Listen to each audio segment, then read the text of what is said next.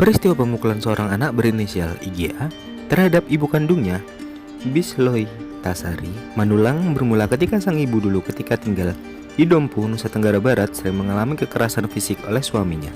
Ia pun meminta pisah dan pergi ke Bali untuk mempersiapkan perceraian secara resmi. Setelah di Bali, pada tanggal 6 Maret 2022, Ita, begitu Bisloy Tasari Manulang disapa, pergi ke rumah orang tua, paman dan tante di Jalan Tukat Balian dan Pasar untuk minta tolong membantu pengurusan surat perceraian.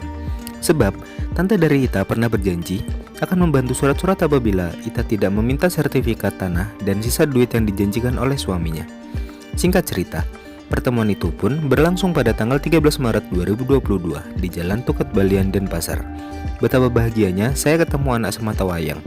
Perasaan hanya ingin melihat dia tersenyum dan sama-sama kangen. Itu harapan saya sebenarnya, kata Ita mengingat awal pertemuan itu ketika ditemui radarbali.id di Mapolresta Denpasar pada Senin 29 Maret 2022. Namun harapan Ita pupus. Justru anaknya tidak menyapa Ita. Bahkan IGA malah memandang Ita dengan tatapan hina dan marah serta memilih duduk di sebelah tantenya. Saya masih diam, sedih menahan air mata kangen. Saya kuat-kuat hati saya biar tidak nangis, tinggal memastikan janji tante saya. Akan tetapi anak saya yang jauh di sebelah kanan saya selalu mengepal-ngepal tangan seolah-olah ingin memukul saya. Jelas Ita didampingi keluarga besar Batak. Ita pun kemudian menegur dengan pelan bahwa dia tidak boleh seperti itu kepada ibu kandung. Dia juga mengingatkan IGA bahwa hal itu termasuk durhaka. Akan tetapi anak saya malah bilang dia tidak percaya Tuhan, apalagi durhaka, sambil berdiri mengepal tangan seperti mau memukul imbuh Ita. Karena situasi itu, Ita pun mengaku refleks berdiri bertanya siapa yang sudah mengajarkan dia seperti itu, sambil mengambil sebuah kotak tisu berwarna coklat kehijau-hijauan sambil seolah-olah mau melempar. Akan tetapi, sebelum tangan saya mengarah ke atas, dia, IGA, berdiri mendekat dan memukul saya hingga pingsan, lanjut Ita. Atas kegaduhan itu, paman Ita bernama Binsar Manulang, yang dalam kondisi sakit keluar dari kamar melerai.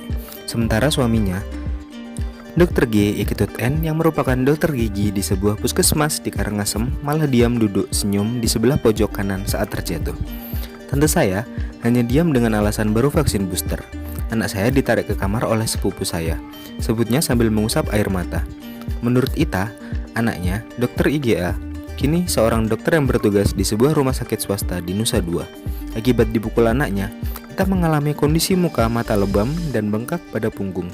Saya laporkan anak saya ke polisi. Saya mau hukum ditegakkan, pungkasnya. Pada Selasa, 29 Maret, Ita pun kembali datang ke Mapolresta Denpasar untuk menanyakan perkembangan kasus anak pukul ibu kandung yang dilaporkannya 2 pekan lalu.